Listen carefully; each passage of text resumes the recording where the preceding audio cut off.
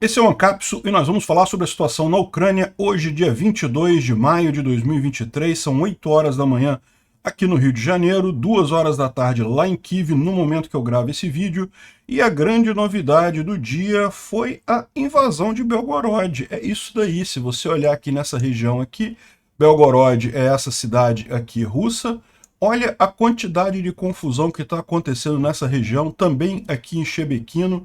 Aqui essa região aqui é Graivoron, essa cidadezinha aqui ó, de Kozinka, segundo dizem os rebeldes russos, já foi tomada pelos rebeldes russos. Estão querendo mesmo fazer uma república popular de Belgorod. Está cheio de ação aqui hoje, está muito interessante, né? Bom, além disso, ontem à noite os russos tentaram mais um grande ataque com drones e mísseis na Ucrânia. A maior parte dos mísseis e drones foi tudo derrubado. Alguns poucos atingiram principalmente um corpo de bombeiros aqui na região de Dnipro. Um absurdo isso, porque acabaram destruindo um hospital móvel que era muito usado para atender feridos de guerra e coisa e tal, inclusive russos, né, e acabou sendo destruído nesse ataque, mas enfim, nenhum equipamento militar, nada efetivamente militar, só mesmo os russos tentando atingir os civis aqui, né. Os ucranianos continuam com sua estratégia de atingir vários depósitos de munição e centros de logística russo aqui na parte ocupada da Ucrânia, né? Inclusive ontem em Simferopol houve uma explosão muito grande que deixou a cidade sem luz também. E aqui em Avdiivka, os russos tentaram avançar nessa direção aqui de Permovaisk, acabaram tomando uma surra, perderam vários blindados, muitos soldados aqui nessa região. Uma das batalhas mais insanas que eles fizeram até aqui, acabaram perdendo tudo sem avançar nada nessa região. E em Bakhmut, o que a gente tem de informação é justamente que os guerrilheiros do grupo Wagner vão sair no dia 25, eles estão consolidando aqui a tomada de Bakhmut. Entre o dia 25 e o dia 1º de junho, eles disseram que vão abandonar completamente a posição, né? E os ucranianos já estão falando em cerco a Bakhmut. Eu acho meio cedo ainda, mas existe uma explicação que pode, de fato, gerar um problema para os russos aqui. Eu vou falar para você, vou explicar para vocês o que é exatamente no final das contas, né? Enfim, no fronte diplomático acabou o G7 com todas as boas notícias que a gente esperava e com a má notícia que a gente esperava também. O idiota tapado do Lula acabou fazendo todas as besteiras que a gente imaginava que ele iria fazer, e na ânsia dele de agradar o Putin, como se o Putin tivesse alguma relevância no mundo atual, ele acabou perdendo uma oportunidade de ouro de alinhar o Brasil às democracias modernas, a todo mundo livre, né? Acabou passando vergonha lá. Mais uma vez tem uma dúzia de frases ali que são absurdas. Ah, mas o plano do Zelensky envolve a rendição total da Rússia. Não pode. Como assim não pode? Pô, a Rússia que invadiu, a Rússia que iniciou esse negócio, é lógico que pode. A Rússia tem que sair tudo mesmo da Ucrânia. Que história é essa? De meio termo numa invasão. Não existe isso, né? Só um idiota tapado, corrupto como Lula para falar uma idiotice dessa, né? Enfim, vamos falar sobre esses e outros assuntos em detalhes. Essas notícias foram sugeridas por Dino e Xandão, os traidores da nação. Ninguém sugeriu essa notícia e várias outras pessoas. Obrigado aí ao pessoal que sugeriu a notícia. Obrigado a você que está assistindo o nosso vídeo. Se você gosta do nosso conteúdo, por favor, deixe o seu like e se inscreva aqui no canal, né? Pois bem, antes da gente entrar nos assuntos mais interessantes do dia, vamos só recapitular que ontem à noite teve mais um ataque de mísseis e drones ucranianos em vários pontos da Ucrânia, mas como é padrão, a maior parte foi derrubado. Infelizmente, aqui em Dnipro houve um conjunto de mísseis Ra-22 e S-300 que acabaram atingindo aqui ó, carros civis, nada sério, nada militar, só coisa civil mesmo. Atingiram aqui ó, tem uma outra imagem aqui do corpo de bombeiros que foi atingido também na cidade de Dnipro. Mais um absurdo completo. E nessa do corpo de bombeiros, eles atingiram um hospital móvel. Sabe aqueles hospitais montados num ônibus, né? Eles pegam o chassi de um ônibus e aí montam uma estrutura em cima para atender feridos e coisa e tal. Enfim, muito triste isso, atacar justamente a capacidade de recuperação, de salvamento, né, dos ucranianos. Realmente um absurdo isso daí. Esse aqui é o resumo da coisa. Foram 20 drones Shahed, que foram todos derrubados, 9 mísseis de cruzeiro, 2 mísseis balísticos, 5 S-300, e, enfim, a maior parte foi derrubada aqui. Todos os mísseis de cruzeiro e balísticos foram derrubados. Agora, os mísseis S-300 são aqueles mísseis muito rápidos, porque são usados originalmente para a defesa antiaérea, né? E acabaram alguns atingindo a região ali de Dnipro, como a gente viu, né? Muito triste isso. Mas teve uma outra coisa positiva, que foi um Su-35, que foi derrubado ontem também. Su-35 é o avião russo mais capaz sendo usado de fato atualmente, né? Existe o Su-57, mas a situação dele é mais ou menos a mesma do T-14 Armata, né? Tem alguns protótipos, tem alguns modelos, mas não é um avião que já esteja pronto para voo, já esteja pronto para ser usado numa guerra, tanto que não está sendo usado, né? Enfim, o Su-35 é dos mais recentes russos e foi derrubado ali na região de Kherson. Nessa região ocupada aqui, ele levantou o voo para fazer um bombardeio aqui na região ocupada pelos ucranianos aqui de Kherson, né, na margem direita do Dnipro, e quando ele estava fazendo essa campanha, os ucranianos conseguiram atingir ele. Alguns estão dizendo que com uma defesa antiaérea Patriot, ou seja, parece que tem bateria Patriot aqui também na região sul, né? Isso pode ser uma coisa bastante curiosa, porque a Ucrânia não tem tantas baterias Patriot assim, né? Uma está em Kiev, isso é esperado, né? Você imagina que a capital do país eles queriam proteger ali de forma mais segura, né? Mas as outras, deve ter umas 3 ou 4 no total. Aonde estão essas outras baterias, é lógico, os ucranianos não vão dizer, mas se tiver alguma bateria Patriot aqui na região de Kherson, indica que eles estão considerando essa região uma região bastante sensível no final das contas, e teria sido isso que derrubou o avião, né? Tem algumas imagens aqui do que seria a derrubada desse avião, mas a verdade é que não dá para ver muita coisa não, tá? Eu vou tocar o vídeo aqui para vocês, mas vocês vão ver que não dá para ver muita coisa.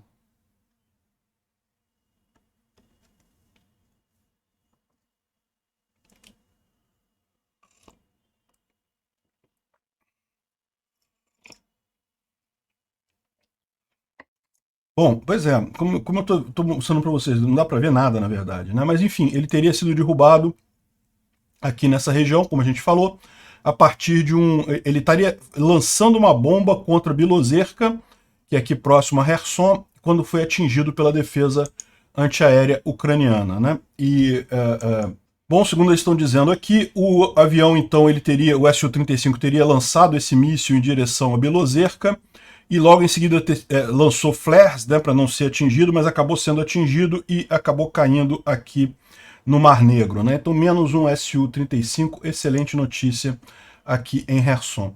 Agora, a grande notícia do dia, a grande interrogação, na verdade, do dia, é essa ação aqui em Belgorod. Olha como é que está animada a coisa aqui, né? Um monte de explosões aqui do lado russo da coisa. Começou hoje cedinho com explosões no vilarejo de Zamotse, na região de Belgorod. Aí depois, logo em seguida, na área de Greivoron, que também é próximo a Zamotsky. Vamos ver aqui no mapa para vocês entenderem, tá vendo aqui? Zamotsky é isso daqui, Greivoron é isso daqui, essa outra cidade aqui. Então uma série de explosões, uma série de incêndios aqui. Lembrando, aqui é a fronteira da Ucrânia, né? Então essa área aqui está toda na mão dos ucranianos. Mas teve também aqui também em outros lugares aqui, ó, Bezimeno, e, enfim, tem vários lugares aqui que houve essa ação aqui, né?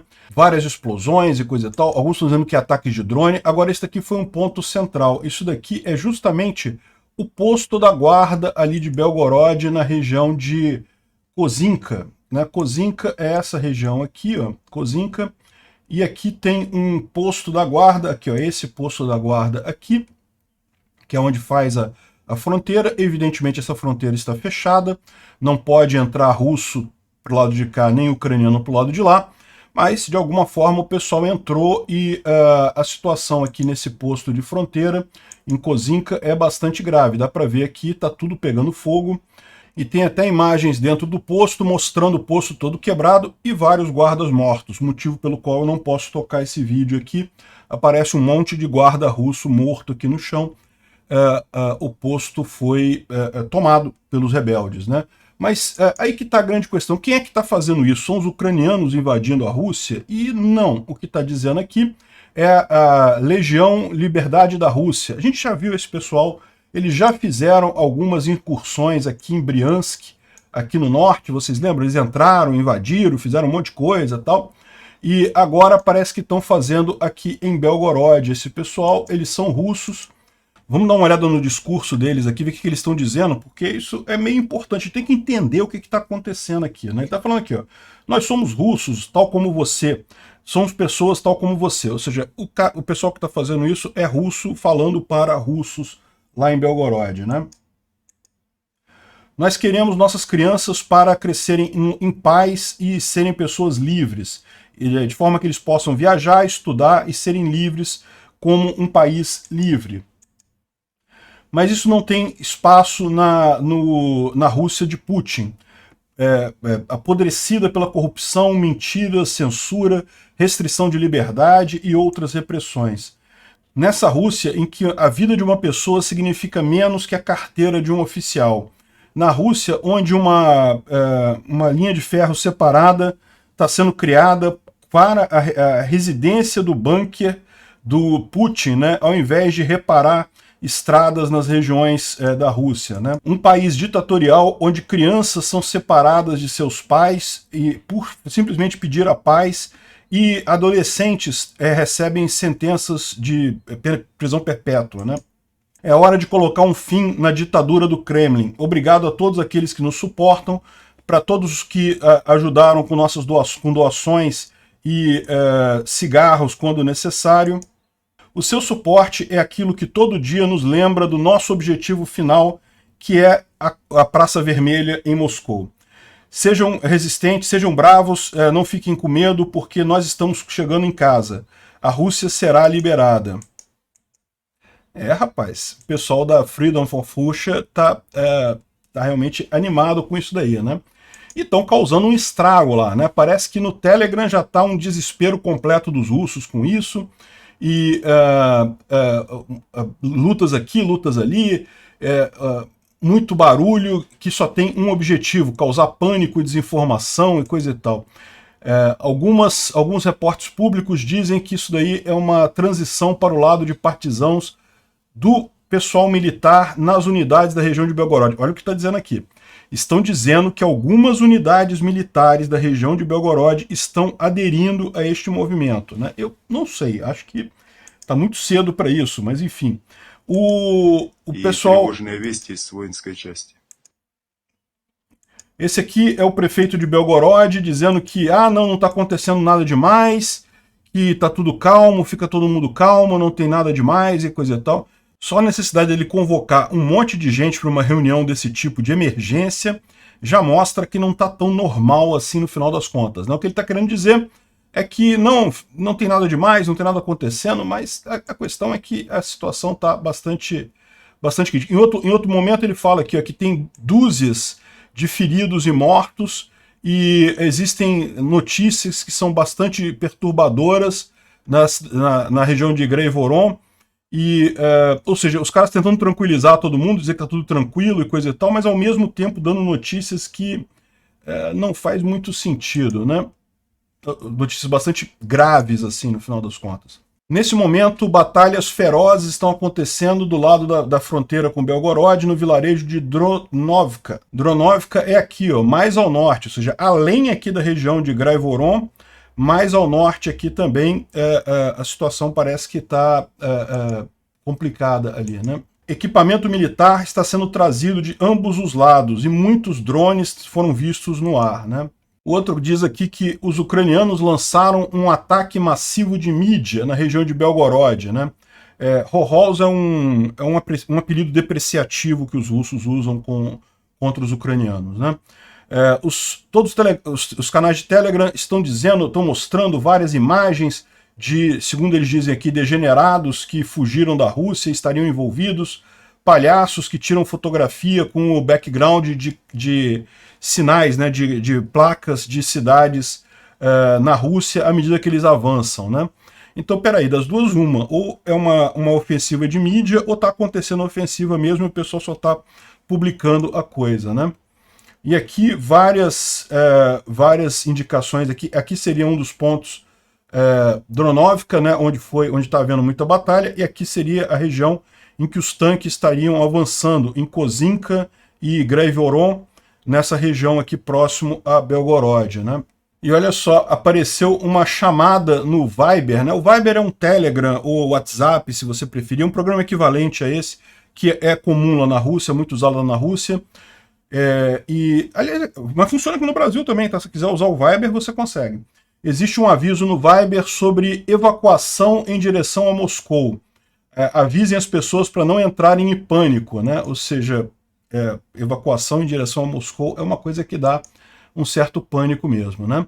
Agora, olha só, o rapaz russo aqui chegou no carro dele e está vendo que um aviso de alerta, nós avisamos para vocês para fazerem uma evacuação, continuar em Belgorod não é seguro, Belgorod será liberado. Vamos ouvir aqui o que está acontecendo. Сел в машину, завелся, включил радио и охуел. Слушайте, что говорят. Белгород станет свободным. Повторяю, жители города Белгород, призываем вас немедленно эвакуировать. Mal dá para ouvir, né? Mas segundo ele está dizendo aqui é isso, né? Residentes do Belgorod, vocês têm que evacuar, ficar em Belgorod não será seguro, Belgorod será liberado e coisa e tal. Pode ser que justamente tenha sido um ataque hacker, ou então alguém tomou uma estação de rádio, né? Enfim, parece realmente um avanço ali, né? Isso daqui é justamente o distrito de Graivoron. Hoje cedo, algumas imagens aqui de explosões lá nesse local. Graivoron, como vocês sabem, é essa região aqui, né? É um distrito relativamente grande aqui nessa cidade, né?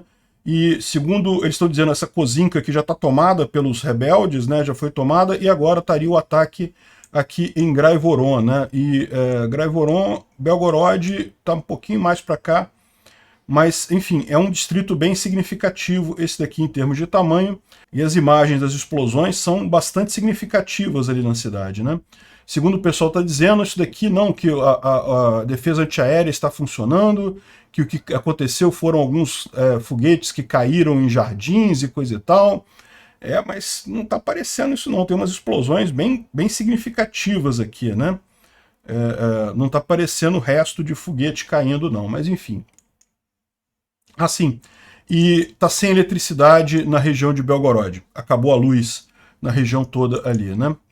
E aqui tem umas imagens de colunas de veículos armados da Legião Liberdade para a Rússia e da RDK, que é a Russian Volunteer Corps, o Corpo Voluntário Russo, que é um grupo de russos também que é a favor da Ucrânia, que é contra o Putin, que estava lutando na guerra do lado da Ucrânia. Então esse pessoal, tanto da Legião Liberdade para a Rússia e da RDK, estariam nesses comboios aqui entrando em Belgorod, né? Outra coisa curiosa é isso daqui, ó. Olha só. Olha o barulhinho de mobilete, né? Aquele barulhinho de motor 2 tempos de mobilete. Isso aqui é um drone que parece um Shahed 136, né?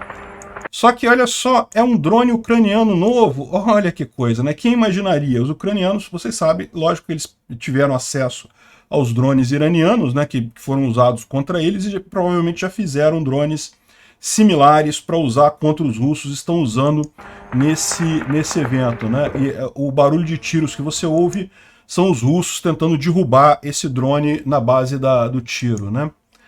Aqui, ó, isso aqui é uma coisa que pode não significar nada, mas pode significar alguma coisa sim.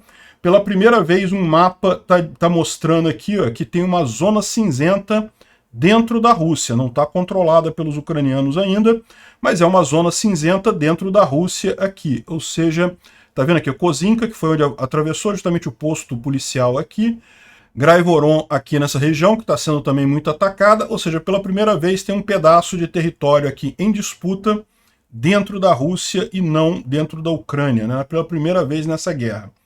Provavelmente não é muita coisa. Eu vou falar no final dessa história toda, vou contar para vocês o que eu acho que é essa coisa toda aqui.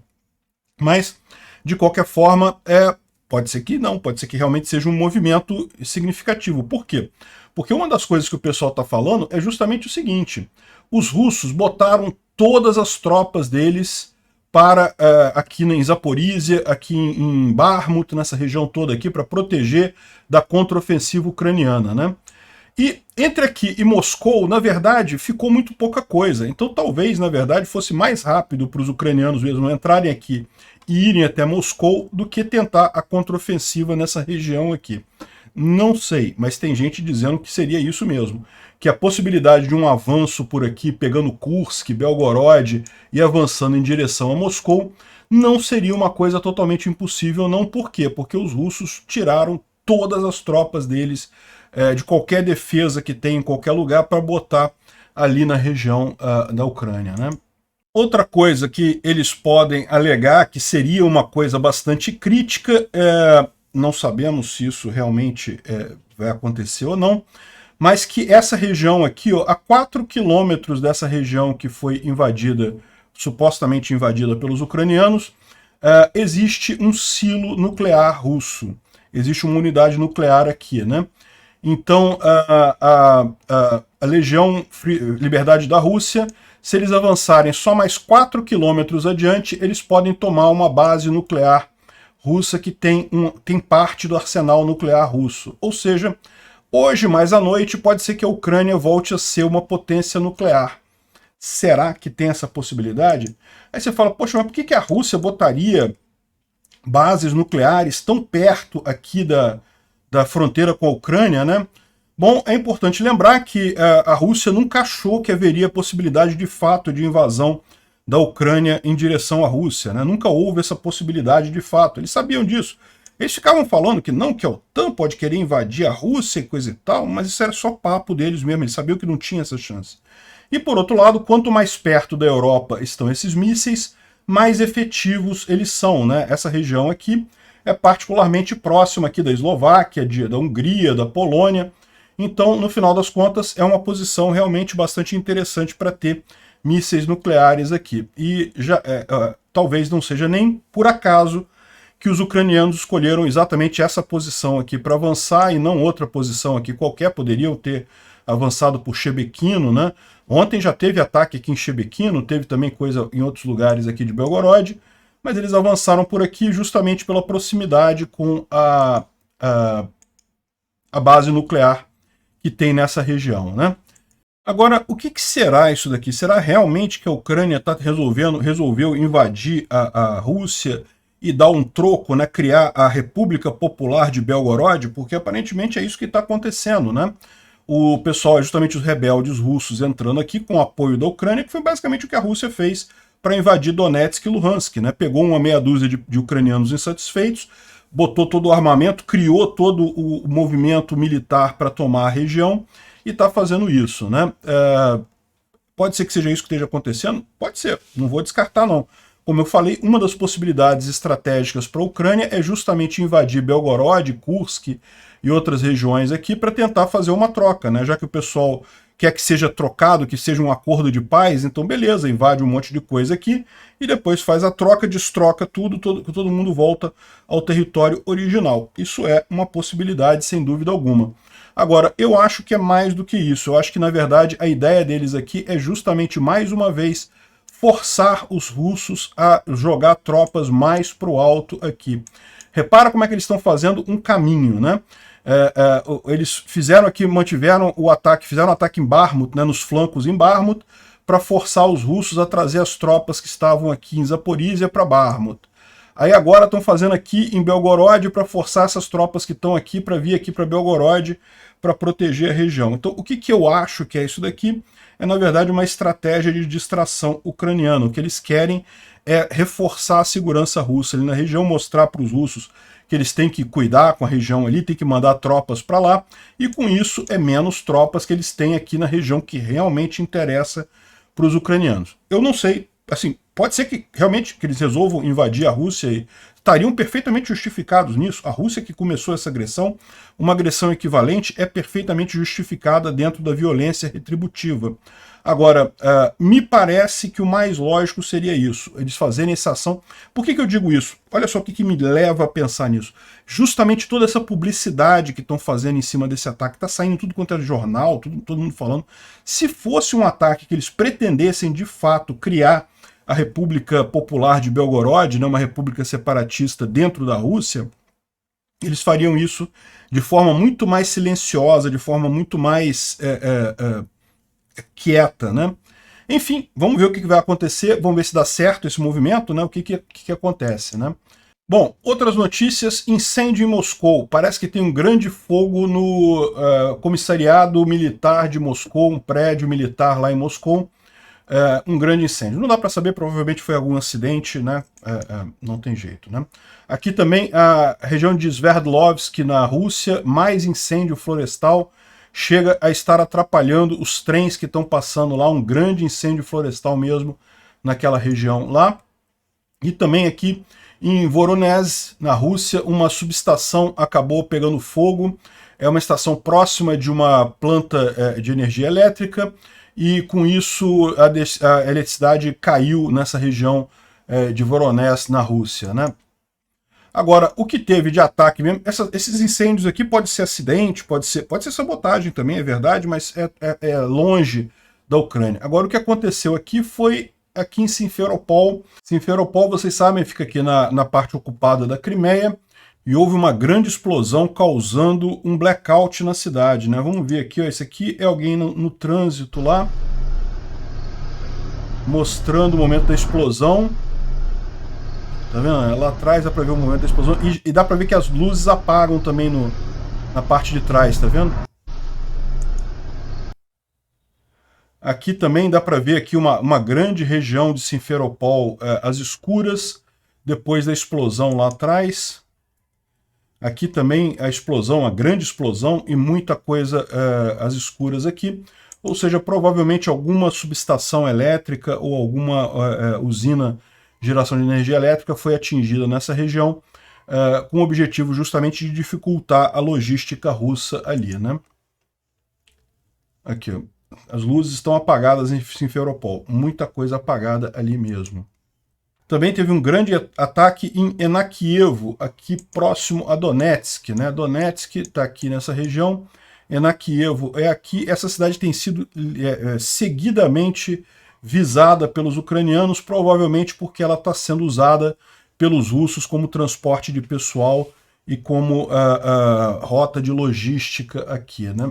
Aqui também, olha só, os ucranianos atingiram um grande depósito de munição em Mospini, próximo da região de Donetsk, né? Segundo estão dizendo aqui, está pegando fogo há várias horas isso daqui, muitas explosões secundárias. Vamos ver se dá para ouvir alguma coisa.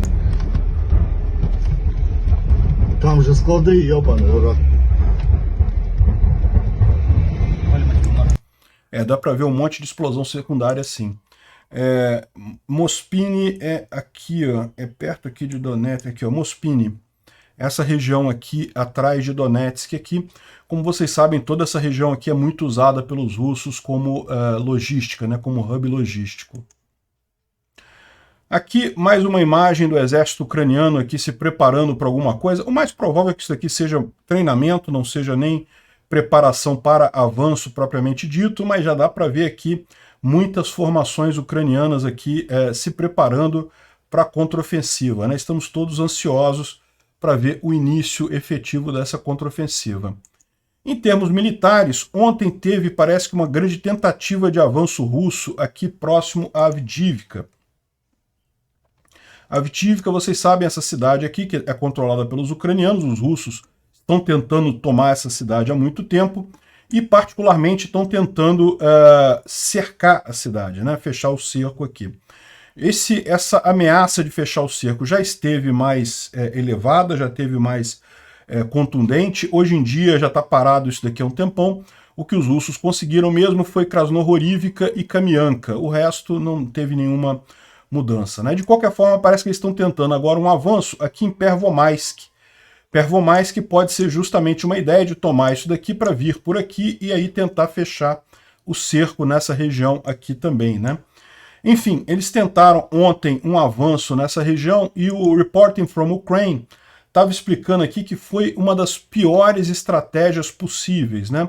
Então a região aqui, a região de Pervomaisk aqui, ela está ainda metade na mão dos russos, metade na mão dos ucranianos, e os ucranianos têm posições nessas fileiras de árvores aqui nessa região, né? Então os russos, a ideia dos russos era tomar essas posições ucranianas que estavam aqui. Então o que eles fizeram? Eles mandaram um conjunto de tanques nessa direção, mandaram tropas nessa direção para a primeira coluna de árvores, os tanques para a segunda e deixaram um tanque, um main battle tank aqui, um tanque central de batalha para dar cobertura a tudo isso, né?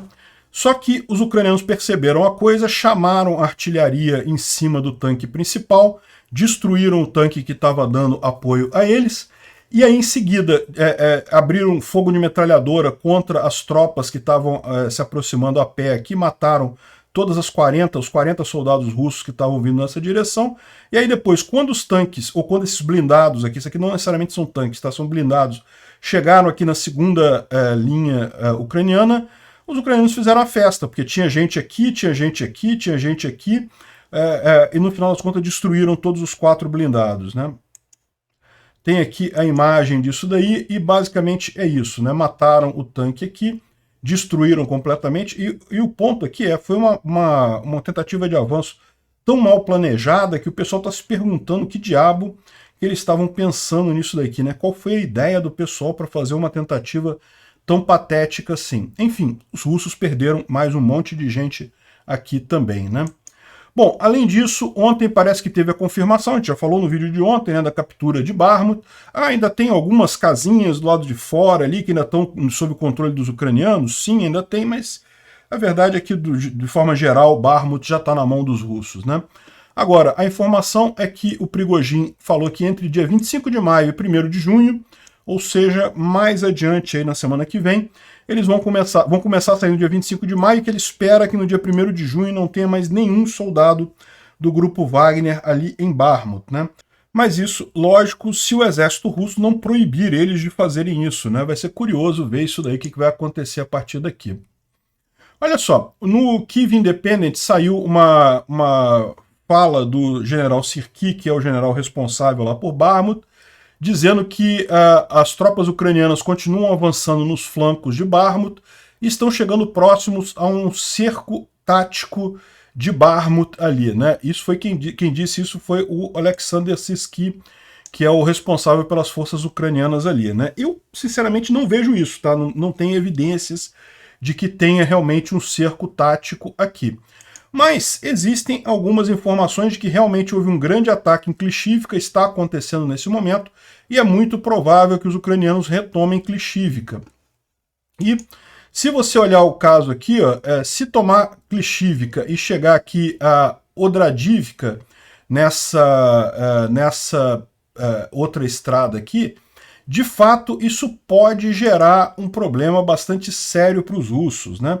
Por quê? O que está acontecendo aqui? Vamos ver aqui no mapa que fica mais fácil de entender aqui em Bakhmut, né? Klishivka está aqui, então isso aqui ela está perto de cair, se já não caiu para os ucranianos. Você tem Odradivka aqui, e se os ucranianos continuarem avançando e tomarem essa estrada M3 aqui, de fato você colocaria os russos numa situação muito ruim. Por quê? Porque a principal frota, a principal forma de suprimento deles é através de Popasna. Popasna vindo pela N2 aqui. Se os ucranianos chegam nessa M3 aqui, de fato, eles podem fazer um cerco bastante efetivo aos russos, né? Mas veja, ainda tem muita coisa para andar aqui, né? Ou o Sirski, ele está sabendo de avanços que ainda não foram publicados, a gente ainda não tem essas informações desses avanços, isso é uma possibilidade, né? Ele pode ter mais informações do que a gente tem. Ou então ele está querendo dar uma moral para a tropa, está querendo animar a galera, e não, já estamos quase cercando Bakhmut, coisa e tal, e não parece estar perto, não. É possível cercar Bakhmut? É possível sim. Como eu falei, é só fazer esse movimento aqui, ó, chegando aqui nessa ligação aqui da N32 com a M3, e você corta o suprimento de Popasna. Ah, mas pode vir aqui pelo norte? Pode, mas aqui pelo norte é muito mais complicado, tem muito menos alternativas de abastecimento da região aqui, já ficaria realmente complicado para os russos manterem Bakhmut, né? A questão é, para chegar aqui não vai ser fácil, né? Enfim, vamos ver como é que isso caminha aí nos próximos dias, né? Que existe algum avanço? Existe. Agora, até onde, né? O NL War Tracker aqui está dizendo que essa aqui é a última posição defensiva russa, ou seja, você tem aqui Klishivka, tem aqui Odradivka, então haveria, os ucranianos têm que tomar Klishivka, têm que tomar Odradivka, mas depois disso, segundo ele está dizendo, essa área toda aqui, ó, não tem defesas firmes dos russos aqui. Então, segundo eles estão dizendo, são esses dois desafios que os ucranianos têm, depois disso é festa. Eu não sei. Acho que está muito prematuro ainda dizer isso, mas vamos aguardar, né? Vamos ver o que acontece aqui. Bom, o Instituto para Estudo da Guerra está falando aqui sobre a conquista de Bakhmut pelos russos, né? E explicando aqui também a mesma coisa que a gente falou ontem, né? Que embora os russos tenham tomado Bakhmut, a vitória nessa batalha foi ucraniana, porque os objetivos atingidos ali foram todos ucranianos no final das contas, com exceção, lógico, da questão territorial, que é ridícula em termos de tamanho. Bakhmut é uma cidade muito pequena, não faz nenhuma diferença de forma estratégica. Ele fala aqui que o Putin congratulou o grupo Wagner e o exército russo por conquistarem Bakhmut e coisa e tal. Evidentemente as Russettes estão fazendo a festa por aí. Recomendo que elas aproveitem muito, porque né, está se tornando cada vez mais escassas as oportunidades deles de comemorarem alguma coisa, né? Então aproveita aí, Rossette, comemora mesmo, fala merda mesmo, porque não vai ter muitas outras oportunidades depois disso, né? E ele fala aqui também que existe uma distância muito grande entre efetivamente ao quanto as forças russas estão comemorando a captura de Bakhmut e quanto os militares realmente acham aquilo preocupante, né? Realmente acham isso significativo. De fato, aqui se você olhar o Igor Strelkov, né, o Igor Girkin falando aqui, ele falou não, que ele também mandou uma mensagem, né, congratulando o grupo Wagner por tomar Bakhmut, mas falando que não, após um outono praticamente catastrófico com as derrotas em Kharkiv e Kherson, e o abandono das forças armadas russas e coisa e tal. Enfim, ele fala aqui que no final das contas essa vitória é muito pouco assim, né? Depois de meses tentando tomar uma cidade que não é estrategicamente importante. E aí ele fala aqui que agora a gente está esperando o movimento de retorno do inimigo, né, dos ucranianos, e da mesma forma que aconteceu em setembro do ano passado com o avanço em Kharkiv, os nossos valorosos generais limitaram, né, conseguiram tomar a região ali de Donetsk, está falando de Severodonetsk e Lysychansk, que foram as últimas duas cidades que os russos tinham conquistado antes de Bakhmut, né? Isso foi em meados do ano passado, e logo depois que os russos conseguiram tomar Severodonetsk e Lysychansk, os ucranianos lançaram a contraofensiva em Kharkiv, ou seja, os russos tomaram duas cidades, os ucranianos liberaram 50 cidades em seguida, mais uma área enorme. Enfim, o estoque de munição nosso é mínimo. Se, por exemplo, o inimigo, os ucranianos, escolherem a direção de Donetsk para um ataque frontal, na direção de Mariupol, então vão encontrar unidades e subunidades muito batidas e afinadas pela transferência de reservas para Bakhmut, e se decidirem atacar em Zaporizhia, talvez não precisem se preocupar com a estabilidade da defesa em Sloviansk e Kramatorsk, próximo de Avdiivka. Assim, eu considero essa vitória próxima a Bakhmut inicialmente desnecessária, era uma distração, um objeto sem interesse estratégico, falei sobre isso várias vezes, e pírrica. Não valeu o esforço e o dinheiro gasto nisso, nem de perto. Espero estar errado, é o que ele conclui aqui, não dá para ver aqui, espero estar errado, é a conclusão dele nesse post, né? Então, como diz aqui o pessoal do Instituto para Estudo da Guerra, as Russettes que não estão acompanhando a coisa estão comemorando bastante, mas o pessoal que está interessado, mesmo do pessoal russo, não está tão entusiasmado assim com essa captura de Bakhmut, né? Outro sinal de desespero russo aqui é que, olha só uma notícia na Rússia, que olha, a Alemanha joga água fria nas esperanças de F-16 para a Ucrânia. Berlim disse que não vai fornecer jatos F-16 para Kiev e nem vai treinar pilotos nisso daí, disse o chanceler Olaf Scholz, né? O pessoal está rindo porque a gente sabia disso desde o início. A Alemanha não usa F-16, a Alemanha não tem F-16. Então como que a Alemanha iria fornecer F-16 para a Ucrânia se ela não usa esse jato? Lógico, a gente fez uma coalizão ali que incluía a França, o Reino Unido, a Holanda e coisa e tal. Justamente não incluiu a Alemanha, por quê? Porque a Alemanha não tem, a Alemanha não usa. A gente já sabia disso. Eles estão colocando como se isso fosse um revés para a Ucrânia. Não, não é revés nenhum. Todo mundo sabia que a Alemanha não ia participar desse esforço particular. Mas aqui... é um crack na OTAN, a OTAN está rachando, não sei o que lá. Eu vou te falar um negócio, o pessoal está no desespero mesmo, né? Bom, isso daqui é só uma curiosidade. O carro do patriarca Kirill sofreu um acidente lá em Moscou, tá vendo uma batida aqui, e o curioso da história é que o carro dele é um carro blindado, né? Um carro, em tese, um carro blindado, fabricado em Moscou, ficou totalmente destruído o carro do patriarca Kirill. O patriarca Kirill é o chefe da igreja ortodoxa russa, né? E bateu num carro que é um Volvo normal, o Volvo ficou bastante danificado também. Mas para pensar, o outro carro era um carro blindado. Um carro blindado deveria ter passado por cima do outro carro sem sofrer nada. O outro carro era um Volvo, ficou bastante amassado, mas meio que não teve grandes danos. Estava andando, estava funcionando ainda o outro carro. O Volvo continuou andando. O carro do patriarca Kirill destruiu completamente. E o pessoal está falando, né, a qualidade da indústria russa, né? Mesmo blindado russo, totalmente destruído por um Volvo. Bom, um vice-ministro russo, o senhor Peter Alexandrovich Kucherenko, acabou de morrer no sábado, dia 20, depois de passar mal no avião, depois que a delegação do seu país voltava de uma viagem de negócios a Cuba, né? Olha que coisa, hein? O pessoal de Cuba também aí, ó, mandando ver mesmo no ministro russo, hein? Impressionante. Bom, eu não queria nem falar sobre isso, cara. É tanta vergonha que eu sinto desse negócio que eu não queria nem falar sobre isso, mas enfim, a gente tem que falar, né? Olha só que coisa ridícula. O Lula falou que não conseguiu falar com o Zelensky porque não conseguiram horário, que chegou a dar um horário para o Zelensky, marcar hora com o Zelensky, mas acabou que o Zelensky não apareceu e coisa e tal. O que não é? O que acontece isso? Por que o Zelensky não foi? Porque isso é uma humilhação, cara. Eles estão todo mundo num encontro lá, é só encontrar. Não tem esse negócio de marcar hora para não sei o que lá, aparece lá, encontra e pronto, né? O Lula quis fazer isso de marcar uma hora para o Zelensky aparecer lá e falar com ele, justamente para tentar mostrar um ar de superioridade na coisa. E o Zelensky chamou bullshit, né? Não vou, pô, que negócio de marcar horário. A gente tá aqui, pô, encontra, né? E a coisa fica toda mais evidente nessa reunião, que estavam ambos. Aqui, ó, o Zelensky chega na reunião, todo mundo...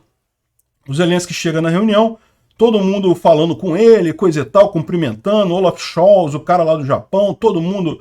Até o Narendra Modi, que é o premier da Índia, né, que em tese também é meio aliado do Putin, todo mundo falando com o Zelensky, cumprimentando ele lá, uma rodinha, e aí depois a televisão mostra que lá no cantinho o Lula fingindo que está lendo ali a receita de bolo do cardápio do dia, porque não sei o que o Lula está lendo ali, sentado ali no cantinho, sem fazer nada. Que vergonha isso, cara, que vergonha. Tá mais do que na cara que o Lula não queria tirar o pau do Putin da boca, e daí não teve coragem de ir lá falar com... Cara, olha só, não precisava nem fazer acordo, nem fazer nada. Fala com o Zelensky, pronto, fala com o cara. Diz que não, que solidariza com as mazelas que a Ucrânia está passando e coisa e tal, e pronto, fala com o cara, qual o problema?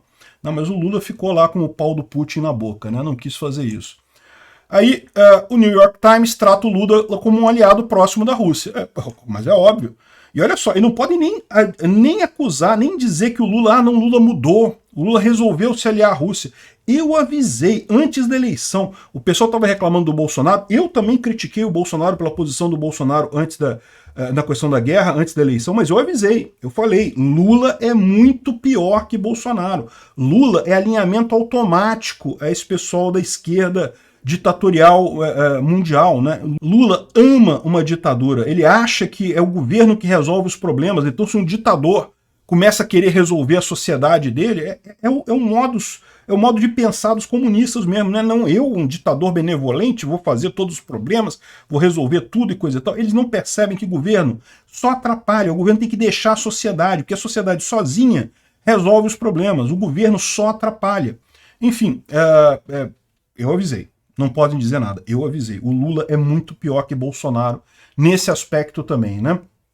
E aí, como não poderia deixar de ser, teve mais merda do que isso, né? O Lula disse que o Zelensky não se encontrou que ele não se encontrou com o Zelensky porque o ucraniano se atrasou. Não, porra nenhuma. O Lula quis marcar horário, falou, não, em tal hora eu encontro com você e coisa e tal. Que besteira, eles estão numa cúpula ali, todo mundo um do lado do outro.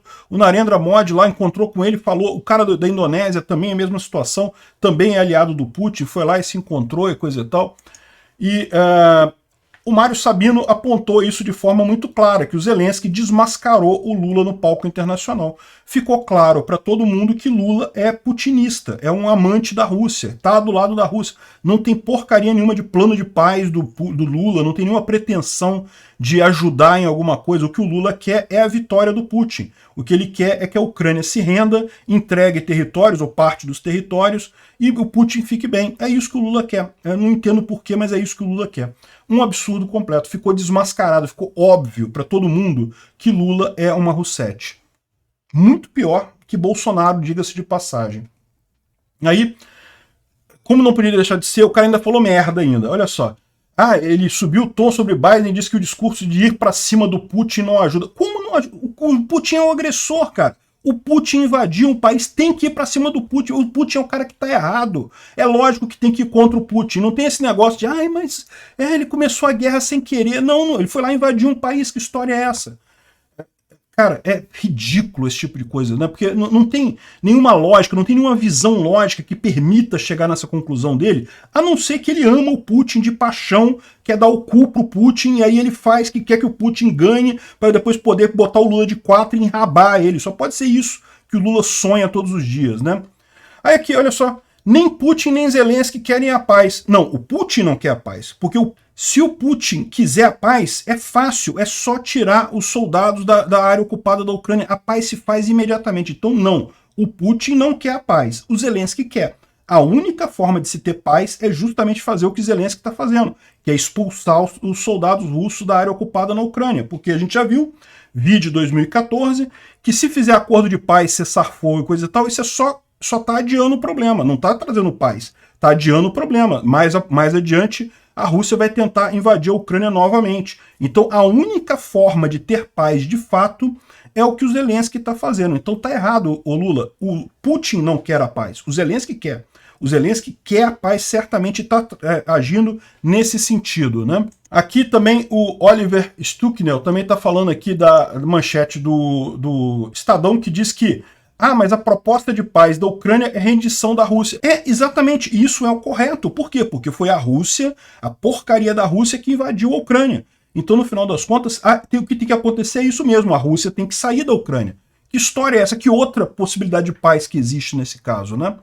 Enfim, no final ainda perguntaram para o Zelensky se ele estava decepcionado por não ter se encontrado com o Lula, e o Zelensky respondeu de forma muito elegante que a decepção foi do Lula. E eu tenho certeza que ele sabia o que estava falando, porque, na verdade, o que o Lula queria no G7 era ser o protagonista. No que o Zelensky foi lá, e todo mundo sabia que o Zelensky ia no G7, essa história de que o Zelensky apareceu de surpresa é papagaiada. O Zelensky apareceu lá, o Zelensky foi o centro das atenções. Todo mundo, o principal foco do G7 é o Zelensky, e é lógico. O grande problema do mundo neste momento é a invasão russa da Ucrânia, e o Zelensky é o cara que está na ponta disso daí, que está lutando pela liberdade ali na região. Então é lógico que ele seria paparicado. Quem ficou decepcionado foi o Lula, que mais uma vez se mostrou o anão diplomático que a gente sempre soube que seria, né? Sempre soube disso. É muito triste, né? E o Zelensky depois fez uma mensagem agradecendo a todos os líderes que participaram do G7, literalmente, todos menos o Lula. É lógico. Vai falar o quê?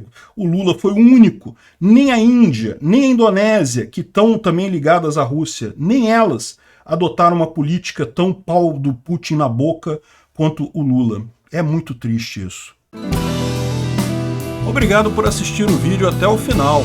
Além de curtir, compartilhar e se inscrever no canal, considere se tornar patrocinador com valores a partir de R$ 1,99. Clique no botão Seja Membro abaixo para saber as condições e vantagens de patrocinar o canal. Mais informações sobre o nosso projeto, visite nossos sites indicados na tela.